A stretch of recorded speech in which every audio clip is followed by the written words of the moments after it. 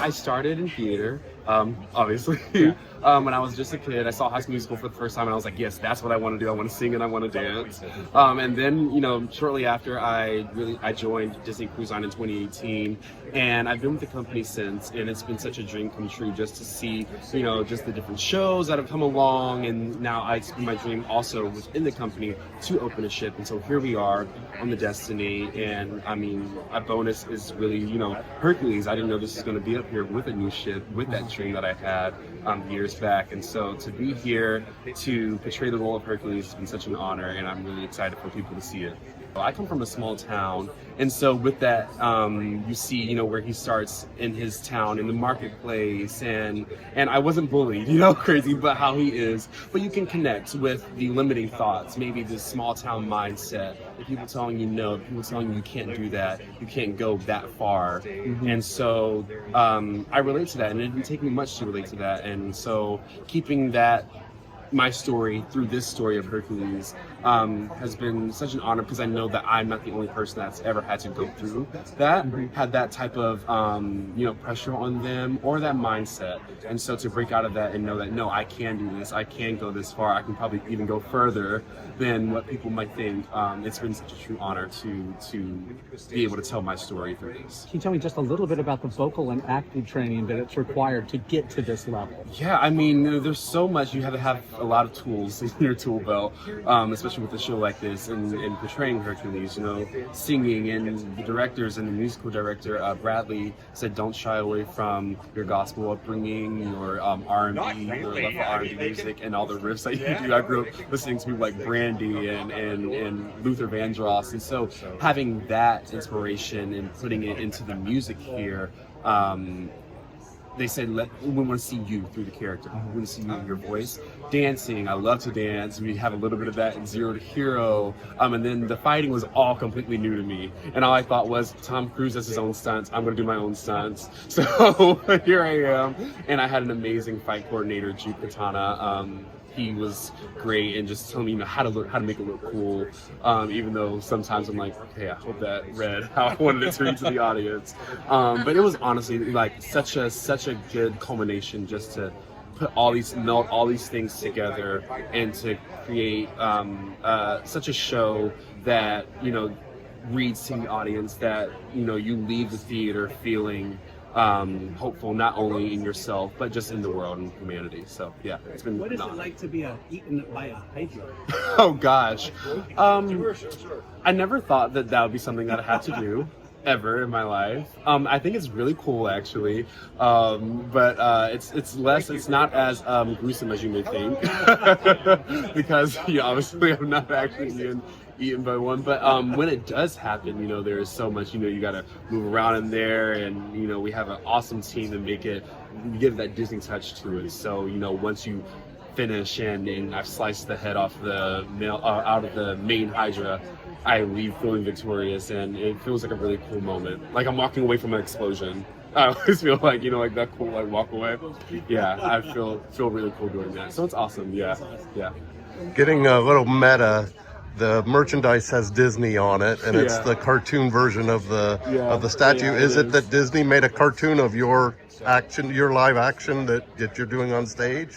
Have you ever really thought about that? That they would make one? No, that's the idea here, is that Disney made a cartoon of your story. Yeah, I mean, I really love how sometimes they can put little Easter eggs in there, or kind of we know that this is the look of the animated movie, and so now with this, it's like, oh yeah, maybe Disney did. I got so famous in this show that Disney did made a full movie of the story. I actually never thought of that. I really like that actually.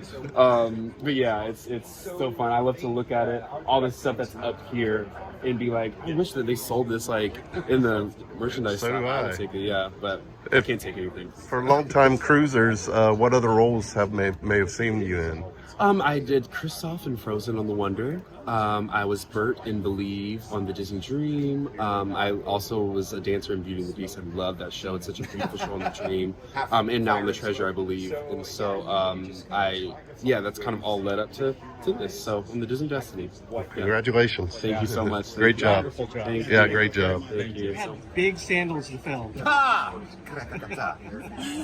So, I mean, stepping into the role as Hades, like, what did you do to prepare for it?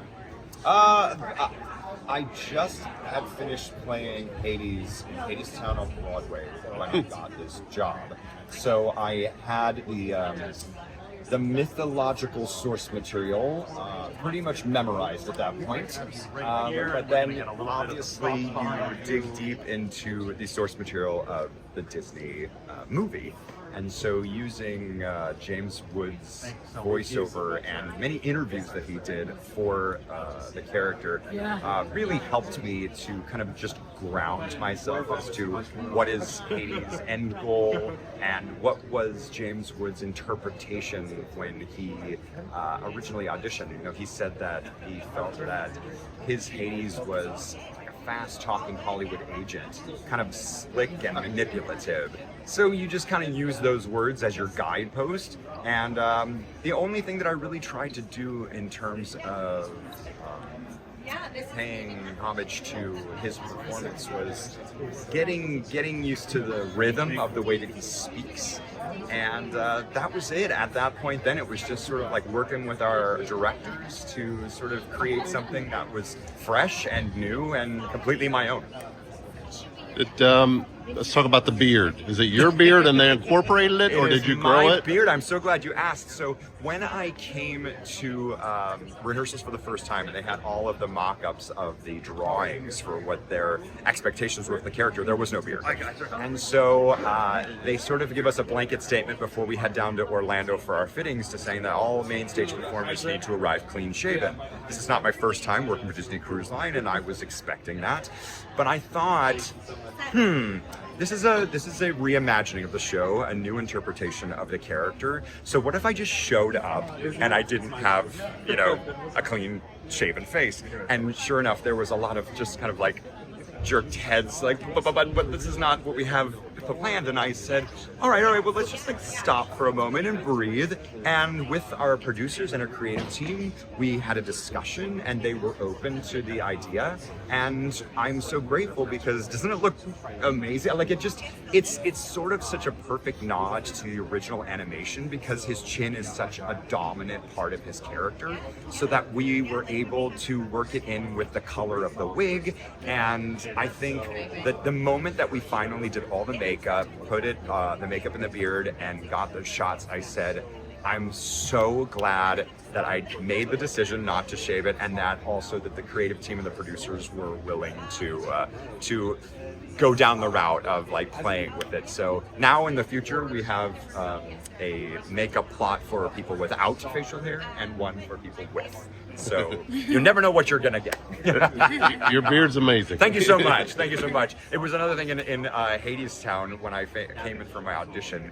They originally had said, you know, what are your thoughts on shaving? And I said, I'll do whatever you want. I said, but I think it's kind of cool. And they were like, all right. And so the same thing, we just worked it in. And at the end of the day, they were like, we're so glad that you didn't shave, because this little patch of gray just, you know, makes me feel a little bit more mature, older.